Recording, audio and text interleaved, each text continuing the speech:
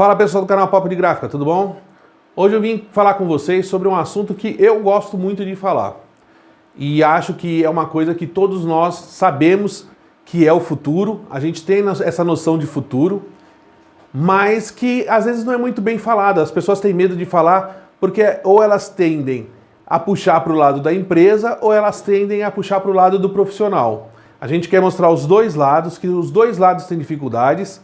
Se os dois lados têm dificuldade, a gente tem que tentar achar uma solução para que o nosso mercado continue evoluindo e a gente chegue a um consenso, beleza? O assunto, então, é o profissional da área, ou o capital humano. Todo mundo sabe, e ninguém questiona isso, que o capital humano dentro de qualquer empresa é fundamental. Né? Hoje a gente se discutindo muito sobre o capital humano, o capital intelectual. Então a discussão é enorme, mas todo mundo sabe que não adianta você ter a melhor tecnologia do mundo, não adianta você ter a melhor gráfica do mundo, não adianta você ter tudo do bom e do melhor se o seu capital humano for despreparado, tanto psicologicamente quanto profissionalmente. Então assim, a gente sabe que todo profissional tem que se atualizar, a gente sabe que todo mundo tem que correr atrás de se profissionalizar. Hoje em dia não adianta mais você ser bom profissional.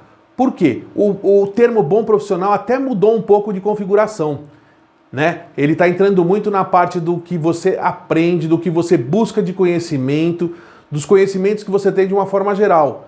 Então hoje nenhuma empresa está procurando mais aquele cara específico, que, por exemplo, né, na área gráfica, se ele é um bom operador de pré-impressão, ele entenda muito da parte de computação. Isso é importante, porque afinal de contas, se ele trabalha num setor, ele tem que desenvolver muito bem aquele setor. Mas é importante que ele esteja antenado na empresa inteira, porque a empresa não é formada só de um setor, só de uma determinada área. Ela é formada por todas as áreas, e o conjunto funcionando bem é o que vai trazer o desempenho da empresa. E é muito bom que ele conheça os outros setores, porque ele vai poder contribuir muito mais na empresa, sabendo do que está acontecendo na empresa inteira e estando antenado, sentando para discutir.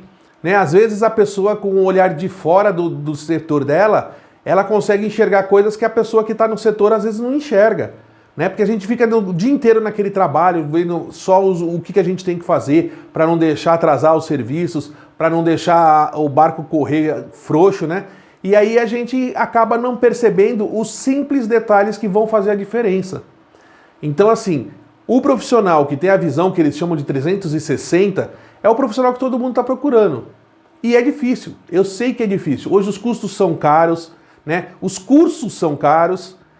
Tudo que a gente encontra pela internet a gente tem que ficar com um passo atrás, a não ser que você tenha um canal que você já conheça e saiba que já é confiável. Mas o que a gente ouve falar muito é que as empresas falam que não existem profissionais qualificados. E por um outro lado, os profissionais falam que sim, tem muitos profissionais que sim estão se qualificando bem, estão fazendo os cursos, estão aprendendo, estão se qualificando cada vez mais, e por um outro lado eles reclamam que a empresa quer um profissional bem qualificado, mas não quer pagar por esse profissional bem qualificado. Então fica um tanto quanto difícil a gente discutir sobre esse assunto. A gente sabe que a indústria gráfica precisa, ela necessita desse profissional qualificado, cada vez mais, seja através de cursos, até da internet, mas ela precisa que o cara esteja não só qualificado, como pronto para exercer qualquer função dentro da empresa.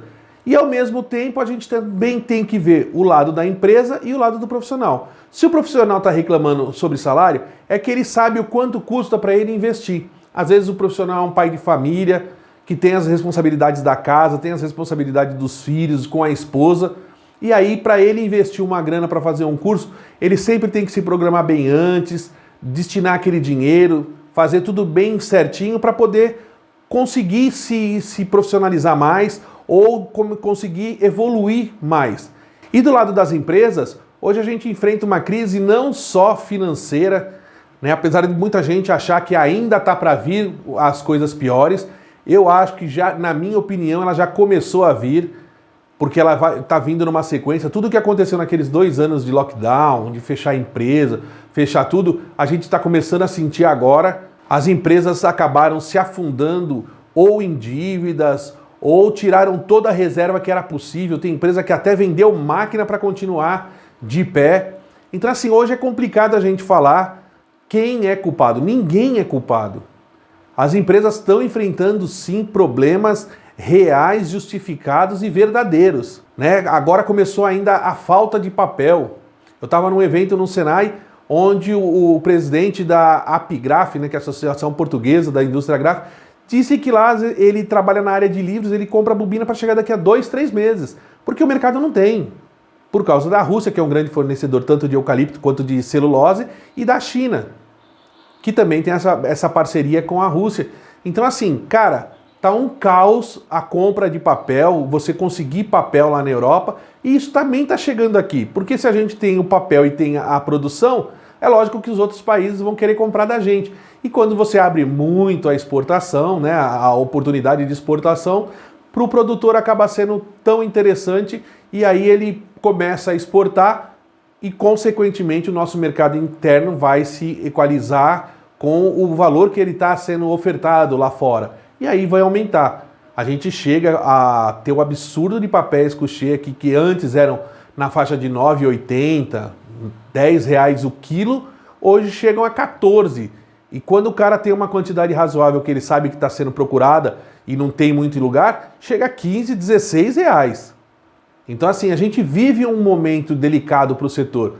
Então, mas isso não pode ser o motivo para as empresas não procurarem os melhores qualificados e também para os profissionais não verem, poxa, a empresa agora está num momento complicado.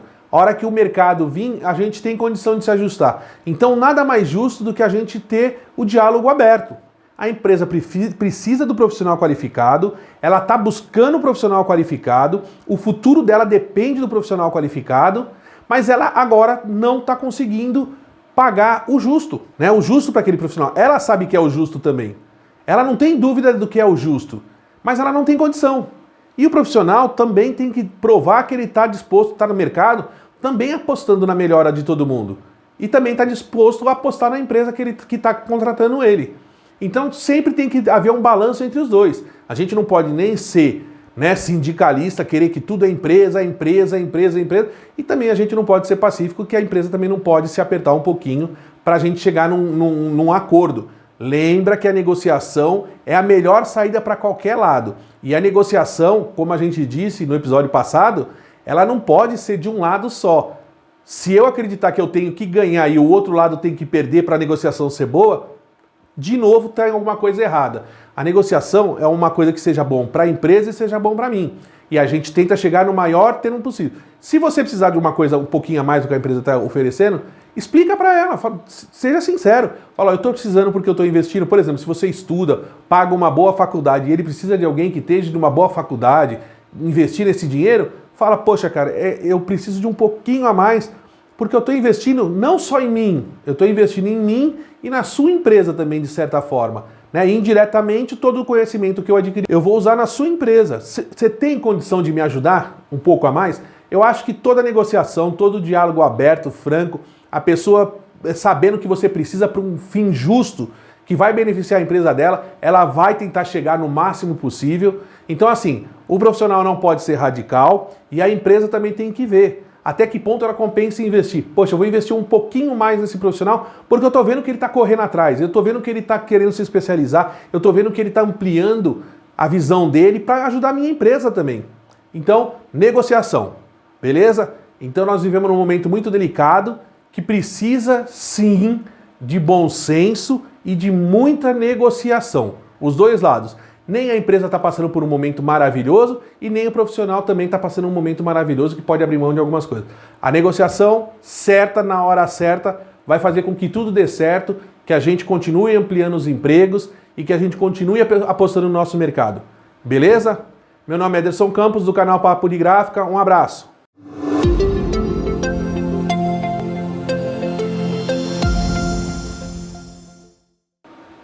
Fala pessoal do canal Papo de Gráfica, tudo bom com vocês? Estou passando aqui para lembrar que na quarta-feira, dia 20, já o quadro Fala Aí vai estar no ar. Não deixe de participar, sua participação é importantíssima para a gente. Tô lembrando também que a pergunta é o que você acha do mercado gráfico 2022 e como que você vê o futuro do mercado gráfico de 3 a 5 anos. Participem, se inscrevam no canal, dê o joinha no vídeo, é muito importante pra gente. Obrigado.